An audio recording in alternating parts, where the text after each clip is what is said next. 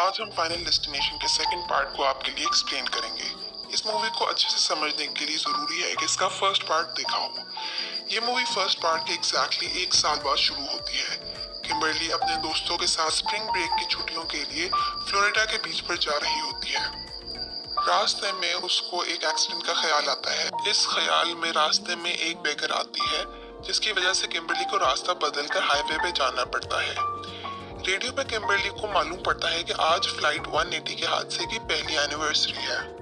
Radio पे highway to hell वाला गाना चल रहा होता है, जो हमें किसी अनहोनी की तरफ इशारा देता है।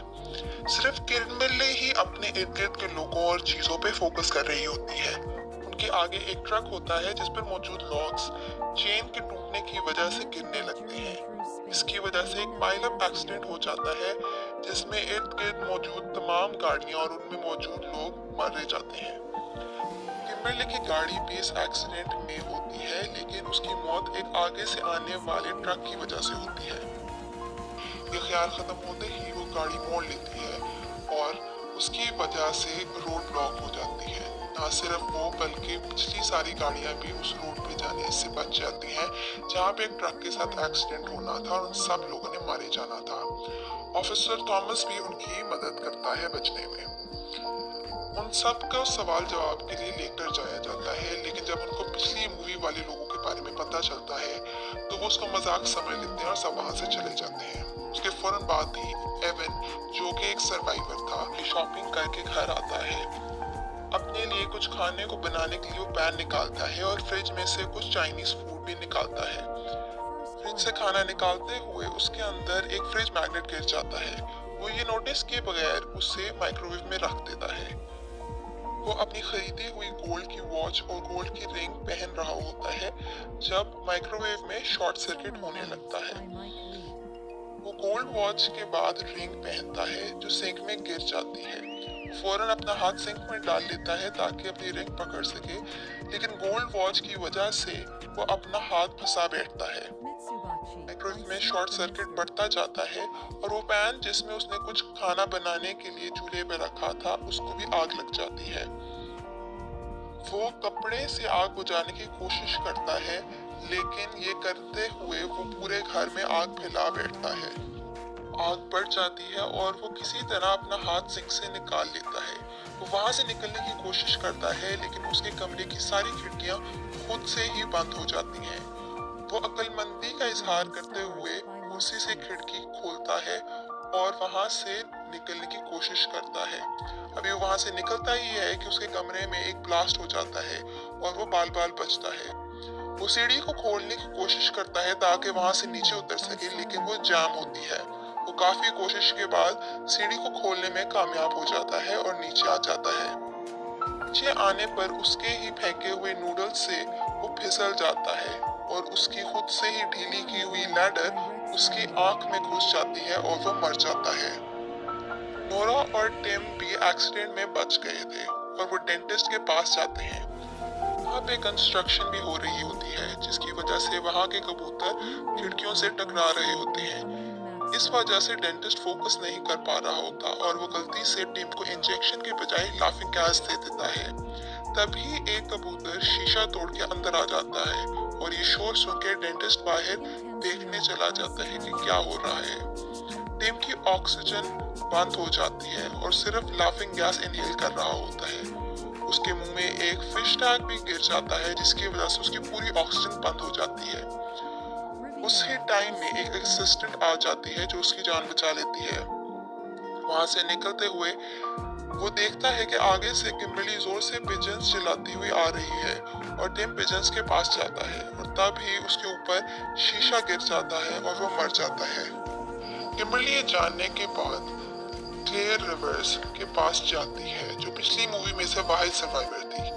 एलेक्स के ऊपर एक ईंट गिरने के बाद वो अकेली बची और उसके बाद उसने अपनी मर्जी से खुद को पागल खाने में दाखिल करवा लिया।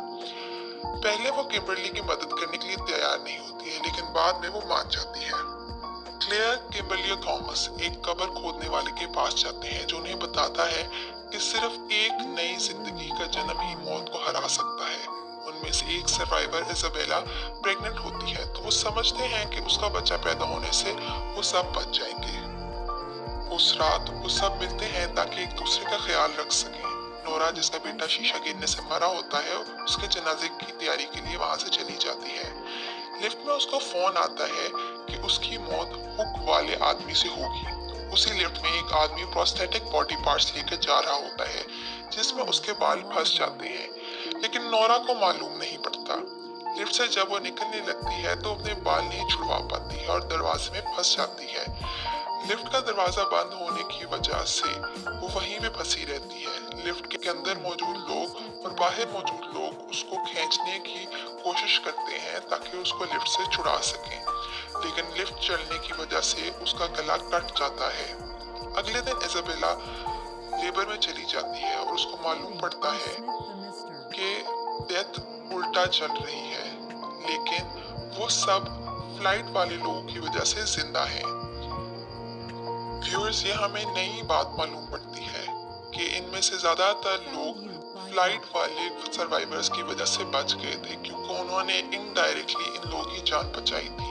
किम्बरली ने चोरों के हाथों अपनी मां के साथ मर जाना था, लेकिन वो टॉड की मौत की खबर सुनने में बिजी थी और इसलिए बच गई। इसी तरह थॉमस ने एक शूट आउट पे मारा जाना था, लेकिन उसको बिली की मौत पे बुला लिया गया।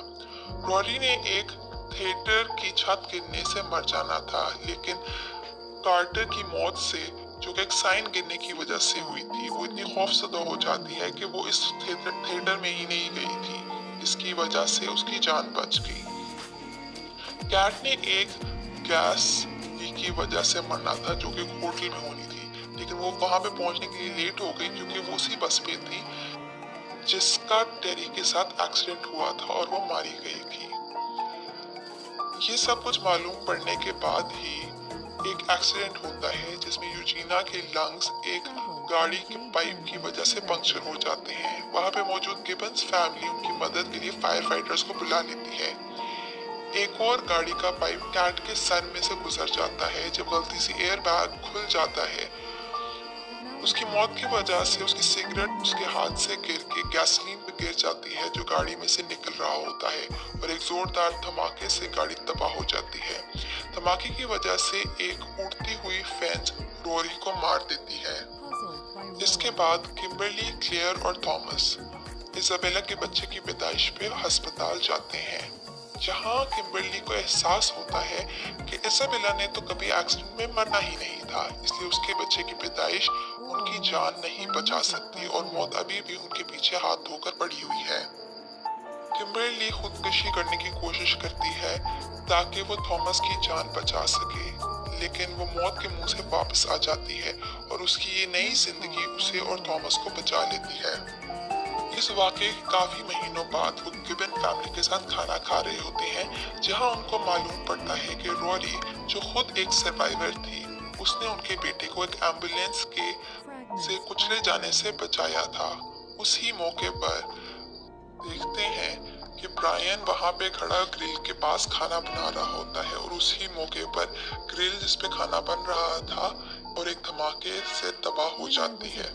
इसकी वजह से वहां खड़ा ब्रायन भी मर जाता है और उसका एक बाजू उड़ के उसकी मां की प्लेट में आ गिरता है, जिस पर वो जोर की चीख मार देती है। व्यूअर्स, हमें इससे पता चलता है कि अगर कोई सर्वाइवर किसी और को भी बचा ले तो वो भी मौत की लिस्ट में उसके साथ शामिल हो जाता है।